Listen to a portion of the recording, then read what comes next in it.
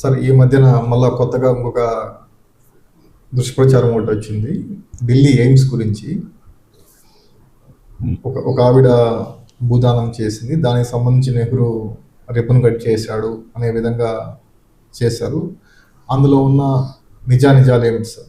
So Sanjeev Reddy గారు యాక్చువల్గా social మీడియాలో ఇటువంటి వ్యాఖ్యలు అనేది సర్వసాధారణమైపోయినటువంటి విషయం. ఇది మేము కూడా గమనిస్తున్నాం చాలా రోజులుగా కూడా. ఫేస్బుక్లో వాటిల్లో ఇస్తున్నారు ఏంటంటే ఎయిమ్స్ అమృత్ కౌర్ వారి వారసత్వంగా వచ్చినటువంటిది, అలాగే ఆవిడే 190 ఎకరాలు ఇచ్చారు ఫస్ట్ అని చెప్పేసి చెప్తున్నారు. ఇలా నెహ్రూకి ఏం సంబంధం లేదు. ముఖ్యంగా వాళ్ళు తెలుసుకోవాల్సిన అంశం ఏంటంటే అమృత్ కౌర్ గారి గురించి ముందు తెలుసుకుంటే మీకు చాలా విషయాలు తెలుస్తాయి. ఎందుకంటే వాళ్ళు జస్ట్ ఒక ఫేస్ చేసేస్తారు, అమృత్ కౌర్ అని అంటారు. తర్వాత చరిత్ర ఎవరు మనం ఏమి చదవం. యాక్చువల్గా అమృత్ కౌర్ కూడా దాదాపుగా 1889 ఆ ప్రాంతంలో పుట్టినటువంటి మహిళ. తర్వాత ఆవిడ కూడా 1964 వరకు ఉన్నారు. అంటే దాదాపుగా నెహ్రూ గారితో సమకాలీనాలు అన్నమాట. అలాగే భారత స్వతంత్ర ఉద్యమంలో సుదీర్ఘకాలం ఆమె పనిచేశారు. అది మీరు అర్థం చేసుకోవాలి. అంటే భారత స్వతంత్ర ఉద్యమంలో పనిచేశారు. మహాత్మా గాంధీతో చాలా సన్నిహితంగా ఉంటూ మహాత్మా గాంధీ అనేక కార్యక్రమాలలో ఆవిడ పాల్గొన్నారు అని అంటే ఆ రోజు ఆవిడ కాంగ్రెస్ నేపథ్యంలో ఆవిడ స్వతంత్ర సమర ఉద్యమంలో ఆవిడ కొనసాగారు అన్నమాట. సో అలాగే ఆవిడ గురించి ఇంకో గొప్ప విషయం ఏంటంటే భారతదేశ రాజ్యాంగాన్ని రూపొందించినటువంటి మహిళామణుల్లో ఆవిడ ఒకరు. ఆవిడ కూడా రాజ్యాంగ పరిషత్ సభ్యురాలుగా ఉండి కోర్ సభ్యురాలుగా ఉండడం, ముఖ్యంగా కోర్ సభ్యురాలుగా ఉంటూ ఆవిడ భారత రాజ్యాంగం తయారు కావడంలో విశేషమైనటువంటి కృషి చేశారు. ఇది మనం అర్థం చేసుకోవాల్సిన విషయం. అలాగా తర్వాత ఏంటంటే ఆవిడ యాక్చువల్గా ఏంటంటే రాచరికపు వంశంలో జన్మించారనమాట. ఉత్తరప్రదేశ్లో ఆవిడ జన్మించారు. తర్వాత ఆవిడ కపుర్తలా నుంచి పూర్వపు అవధ్ రాచరికపు రాష్ట్రంలో ఈ ఎస్టేట్లకు సంబంధించిన నిర్వాహకురాలుగా ఆవిడ వెళ్ళిపోయారు. తర్వాత చాలా ఏళ్ళుగా ఆవిడ క్రైస్తవురాలిగా ఆవిడ జర్నీ స్టార్ట్ అయింది. ఎందుకనంటే ఇంగ్లాండ్లో డోర్సెట్లో షెర్బోర్న్ స్కూల్ ఫర్ గర్ల్స్లో ఆమె తన బేసిక్ ఎడ్యుకేషన్ని చేశారు. తర్వాత ఆక్స్ఫర్డ్ విశ్వవిద్యాలయంలో చేశారు. కాబట్టి 1918 ఇండియాకు వచ్చేంత వరకు కూడా ఆవిడ కంప్లీట్గా క్రైస్తవ మతాన్ని ఆచరిస్తూ ఉన్నారు.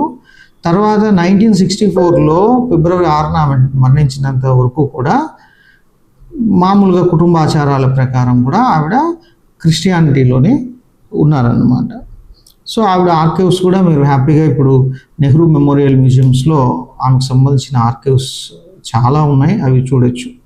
అలాగే అప్పట్లో వాళ్ళ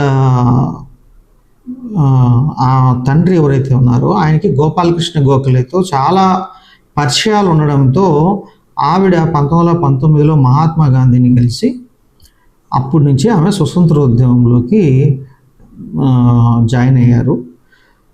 సో మీకు ఇంకొక బుక్ కూడా ఉంటుంది, లెటర్స్ టు రాజకుమారి అమృత్ కౌర్ అని చెప్పేసి ఒక పుస్తకం ఉంటుంది. ఎందుకనంటే కౌర్ 16 సంవత్సరాలు గాంధీకి సెక్రటరీగా పనిచేశారు. సో దానికి సంబంధించిన లెటర్స్ టు రాజకుమారి అమృత్ కౌర్ అని ఒక పుస్తకం కూడా మీకు అవైలబిలిటీ ఉంది.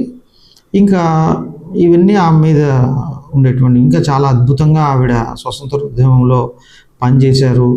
తర్వాత చాలాసార్లు ఆమె మీద దేశద్రోహం ఆరోపణలు బ్రిటిష్ చేసినప్పుడు ఆవిడ జైల్లో ఉన్నారు.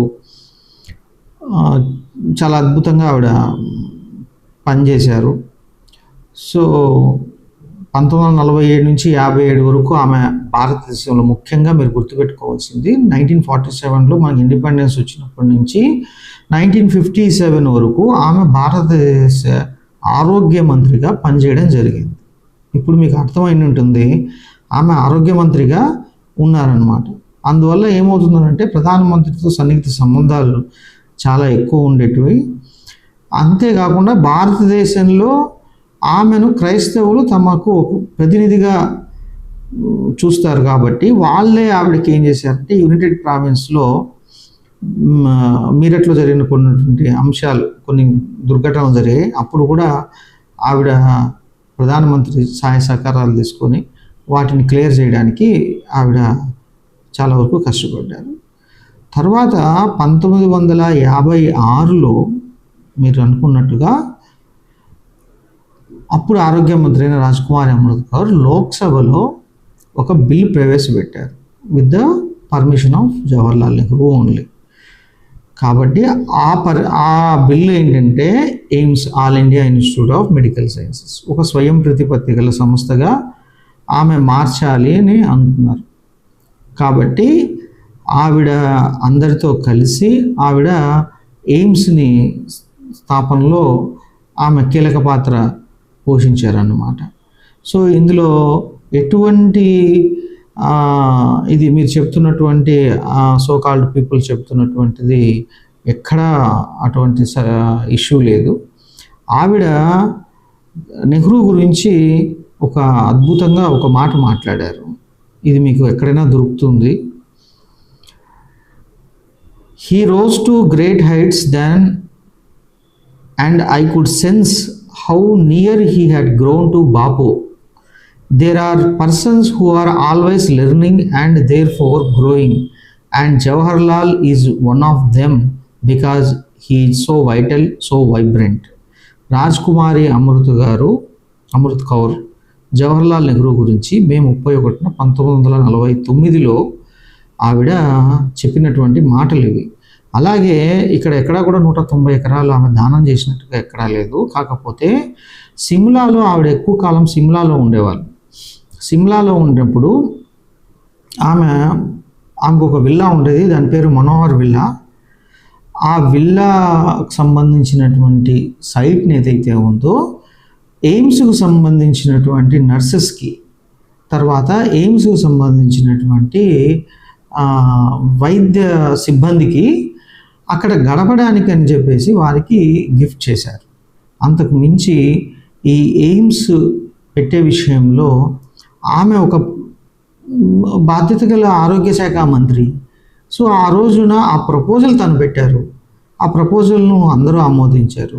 అంతేగాని ఇందులో నెహ్రూ గారి ప్రమేయం లేదు, ఇంకొకరి ప్రమేయం లేదు అనేటువంటిది ఏమీ లేదు. ఇది కలిసికట్టుగా అందరూ తీసుకున్న నిర్ణయం.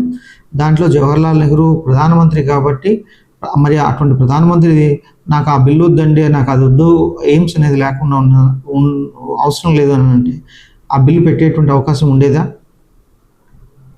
ఉండదు కదా. ఏ ప్రధానమంత్రికి సంబంధించి ప్రధానమంత్రిని కాదనే బిల్లు రాదు కదా.